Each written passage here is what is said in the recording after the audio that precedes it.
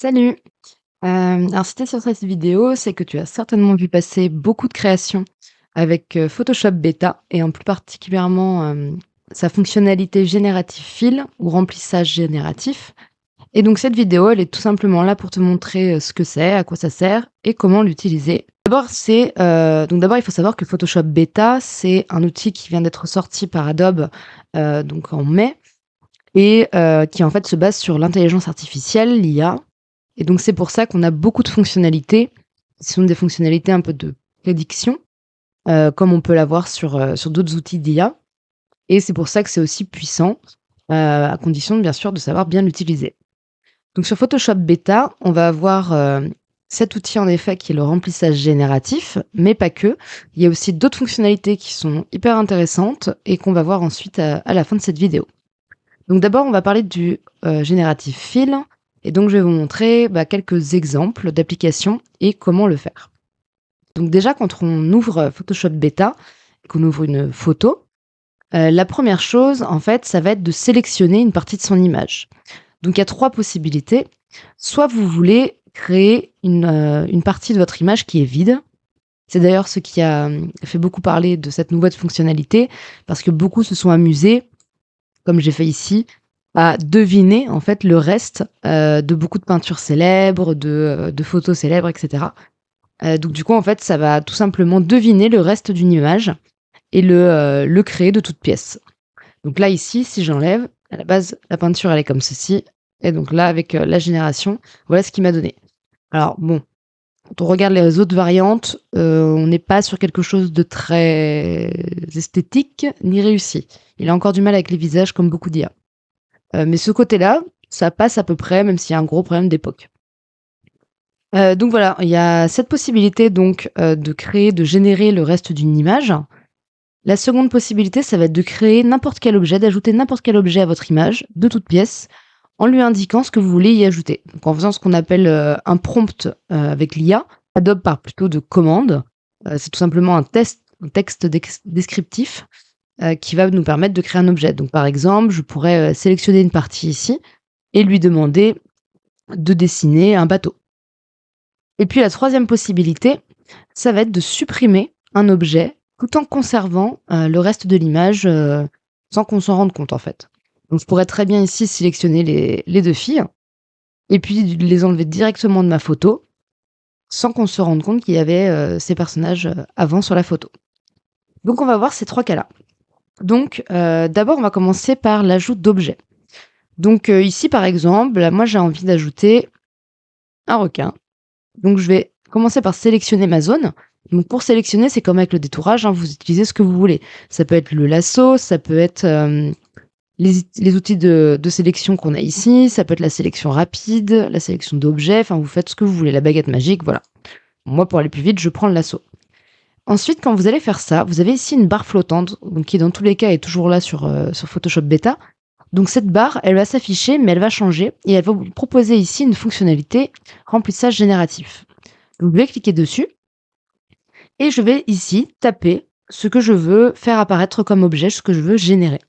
Et donc je vais mettre shark, donc requin, in the water. Donc attention, c'est forcément en anglais. Évitez aussi de mettre des verbes d'action du genre ajouter ou supprimer, ça ne sert à rien, quoi qu'il arrive, il va toujours ajouter un élément. Donc pas besoin de verbe, essayez plutôt de décrire votre objet ou enfin, ce que vous voulez ajouter avec, quelques adjectifs courts, mais pas plus de 6 à 8 mots maximum.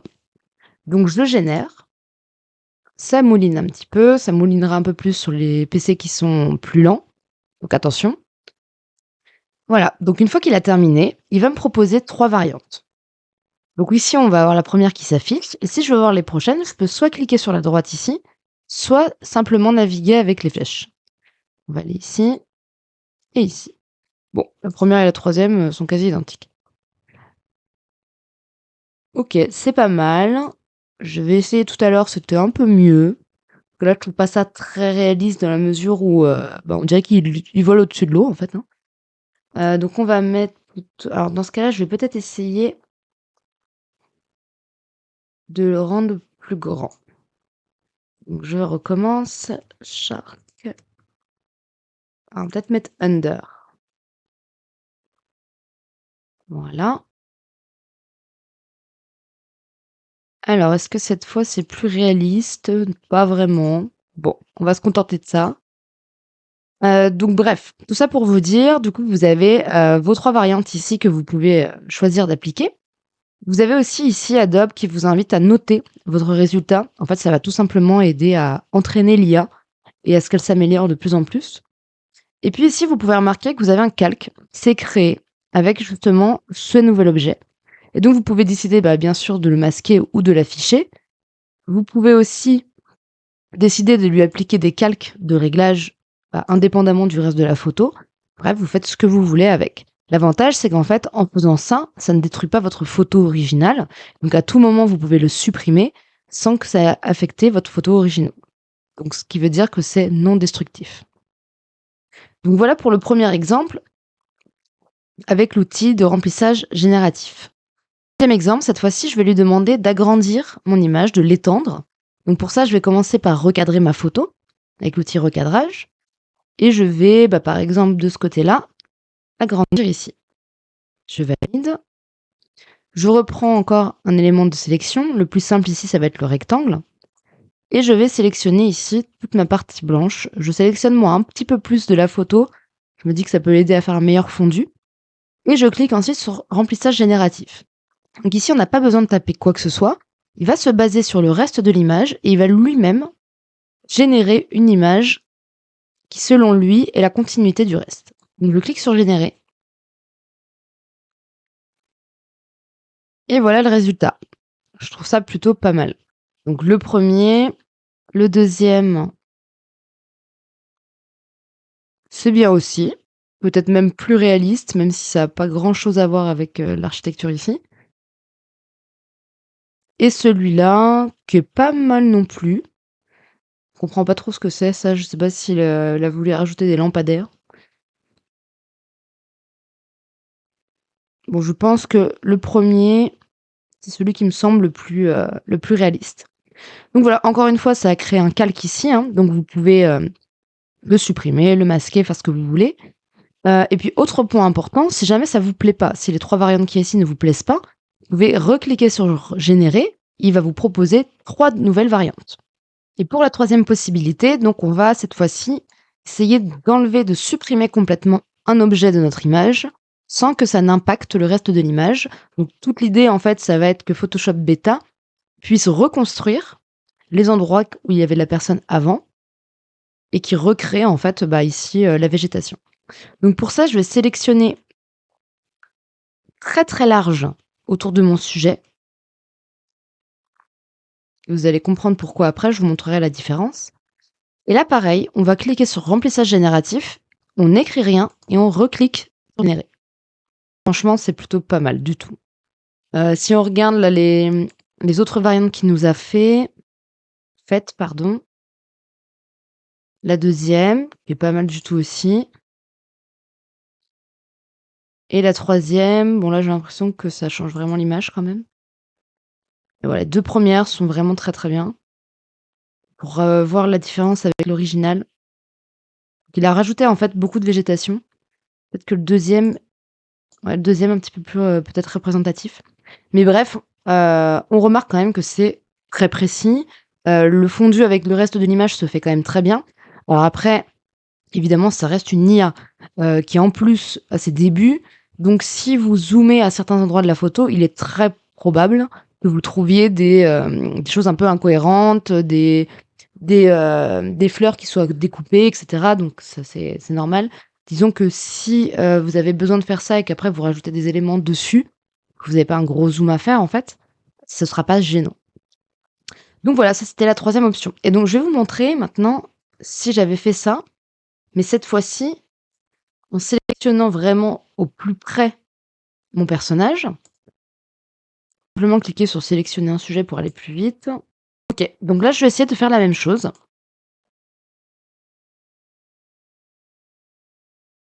Voilà. Donc je crois qu'on est tous d'accord pour dire que c'est, pas du tout le résultat auquel on s'attendait. Voilà, en fait, la sirène s'est transformée en hélice, a priori. Donc voilà, c'est pas du tout ce qu'il faut. En fait, je pense que quand on fait ça, comme en fait, il se base pas assez sur le reste de l'image, il ne se concentre que sur la sélection qu'on a faite. Il ne sait pas comment faire le fondu et donc il propose, moi plusieurs fois en fait sur des sujets, il m'a proposé d'autres personnes à la place. Donc qui en plus sont généralement mal faites parce qu'il a des problèmes avec les visages. Donc voilà, je vous conseille plutôt quand vous, voulez supprimer un élément ou un objet ou une personne, de viser large dans la sélection et non, de vous mettre au plus près. Donc voilà pour l'outil génératif Fill. C'est à peu près, tout ce qu'il y a à savoir pour l'instant. Vous pouvez aussi directement sélectionner un sujet ici ou même supprimer l'arrière-plan. Donc pareil, c'est grâce à l'IA, en fait, vous allez pouvoir faire ça plus facilement. Mais, dès que vous allez avoir une image un peu trop complexe, ça risque d'être un petit peu laborieux, mais ça peut toujours, vous permettre d'aller plus vite. Donc maintenant, je vais vous montrer quelques nouvelles fonctionnalités aussi sur Photoshop Beta qui sont arrivées en même temps. Donc par exemple, maintenant, vous pouvez ajouter des réglages prédéfinis à votre image en quelques secondes, comme vous le feriez sur Lightroom avec un preset. Donc pour ça, vous allez cliquer ici sur le bouton de réglage et vous allez avoir sur la droite un onglet qui se crée, qui s'affiche avec plusieurs réglages prédéfinis. Et vous avez juste à passer votre souris dessus. Donc là, par exemple, je la mets sur ça. Et tout de suite, vous allez pouvoir prévisualiser l'effet de ce réglage. Donc voilà, plutôt pas mal. En fait, ça rejoint ce qu'on a, donc les réglages prédéfinis dans Camera Raw, le filtre qui est ici et qui reprend tout simplement la même technologie que Lightroom. Mais ça permet en fait tout simplement d'aller plus vite. Donc c'est plutôt pas mal. Donc si vous l'appliquez, vous cliquez une fois. L'avantage, c'est qu'encore une fois, ce n'est pas destructif. Donc ça vous crée un nouveau calque et vous pouvez à tout moment le supprimer ou le masquer. Et même lui ajouter donc ici par exemple un masque. Et dans ce cas-là, décider de ne l'appliquer que sur une partie de votre image. Par exemple, si je veux ne pas l'appliquer sur elle, bah voilà, je peux passer en noir ici. Du coup, tout le reste de l'image est pris en compte. Une autre fonctionnalité qui est intéressante sur Photoshop Beta, c'est l'outil supprimer, qui vient d'arriver, donc qui est au même endroit que l'outil correcteur, l'outil pièce ou l'outil œil rouge. Donc vous le choisissez ici, outil supprimer, et en fait ça va faire un peu comme le correcteur, mais en beaucoup plus net. Donc en fait, on va tout simplement passer notre souris sur un endroit de l'image à supprimer. Donc je fais comme ça. La ligne. Et comme ce qu'on a eu avec le remplissage génératif, en fait, il va se baser sur le reste de l'image pour que la suppression se fasse dans le plus, pour que la suppression soit le plus naturelle possible. Et comme on peut voir ici, on se rend compte de rien. Donc voilà, c'est beaucoup plus rapide que de passer par le remplissage génératif. Donc il y a encore plein d'autres fonctionnalités qui sont disponibles sur Photoshop avec cette nouvelle mise à jour de Photoshop Beta. Donc je vous invite pour ça à lire mon article de blog qui est beaucoup plus détaillé.